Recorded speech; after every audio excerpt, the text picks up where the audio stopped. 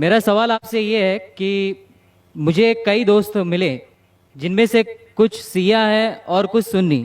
جیسے آپ نے کچھ دیر پہلے بتایا کہ جو انسان مانتا ہے کہ اللہ ایک ہے اور محمد علیہ السلام آخری پیغمبر ہیں تو میں مانتا ہوں اس بات کو. تو اگر میں یہ کہوں کہ میں مسلمان ہوں تو یہ جھوٹ نہیں ہے.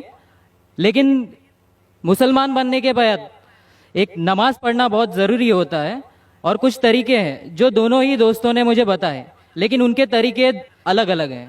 تو مجھے یہ سمجھ میں نہیں آیا کہ کس کا طریقہ میں اپناؤں کیونکہ دونوں ہی اپنے طریقوں کو صحیح سمجھیں. بھائی صاحب نے سوال کیا کہ اگر اللہ ایک ہے اس میں ماننا ہے اور محمد صلی اللہ علیہ وسلم پیغمبر ہے تو میں مانتا ہوں تو اس طریقے سے مسلمان ہوں میں. لیکن میرے دو دوست ایک شیعہ ایک سنی اور مسلمان بننے کے لیے نماز پڑھنا ضروری ہے تو کس طریقے سے نماز پڑھوں؟ بھائی صاحب آپ کہتے ہیں کہ اللہ ایک ہے, آپ مانتے ہیں کہ اللہ کے پیغمبر محمد صلی اللہ علیہ وسلم آخری پیغمبر ہے, تو آپ نے کہا کہ کس طریقے سے نماز پڑھوں. یہ شیعہ سنی جو آپ نے پوچھا, آپ جب قرآن پڑھیں گے قرآن میں نہ شیعہ ہے نہ سنی ہیں, قرآن میں نہ شیعہ ہے نہ سنی ہیں. قرآن شریف میں کہا گیا ہے سورہ عمران میں سورہ نمبر 3 آیت نمبر 103 میں وَاعْتَصِمُوا بِحَبْلِ اللَّهِ جَمِيعًا وَلَا تَفَرَّقُوا, کہ آپ آپس میں اکٹھا ہو کے اللہ کی رسی کو مضبوطی سے پکڑو. اللہ کی رسی ہے قرآن اور صحیح حدیث. تو آپ دیکھیں قرآن میں کیا لکھا ہے اور اللہ کے رسول کے صحیح حدیث میں کیا لکھا ہے. تو جو بھی آپ سے کچھ کہتا ہے اگر قرآن اور صحیح حدیث کے مطابق ہے آپ اس کی بات مانو. جو ذاکر کہتا ہے وہ بھی کچھ اہم نہیں اسلام میں, ذاکر اسلام میں زیرو ہے. جو ذاکر کہتا ہے وہ بات ماننا ضروری نہیں, لیکن جب میں قرآن کا حوالہ دیا تو آپ کو قرآن کی بات ماننا فرض ہے.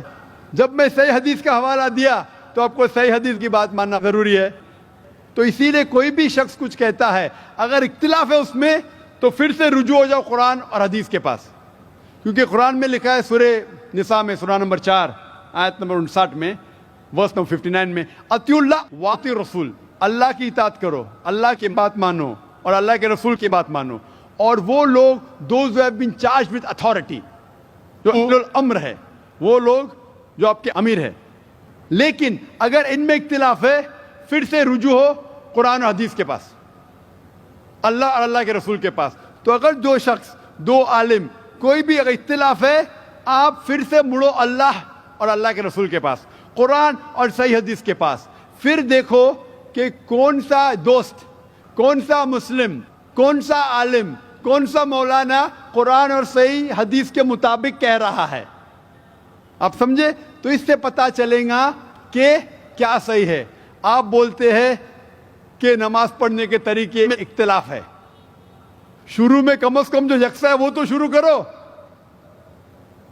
اختلاف بہت تھوڑا ہے, نماز کے طریقے میں اختلاف بہت تھوڑا ہے, جو یکساں ہے وہ تو شروع کرو. اگر آپ مسلمان بننا چاہتے ہیں تو اتنا وقت کیوں لے رہے؟ خالی نام کے مسلمان ہونا ضروری نہیں ہے, وہ کوئی فائدہ نہیں. عملی طور پہ مانو کہ اللہ ایک ہے, اس کی عبادت کرو اور آخری رسول محمد صلی اللہ علیہ وسلم پہ ایمان لاؤ.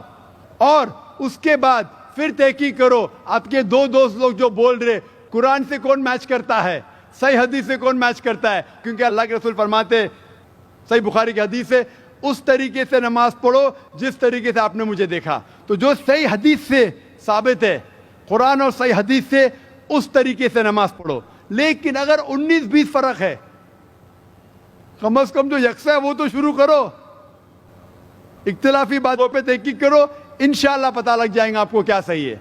تو انشاءاللہ ابھی آپ صرف نام کے مسلمان مت نہ ہو, عملی طور کے اوپر مانو کہ اللہ ایک ہے اور اللہ کے رسول محمد صلی اللہ علیہ وسلم آخری پیغمبر ہے. Hope that answers the question.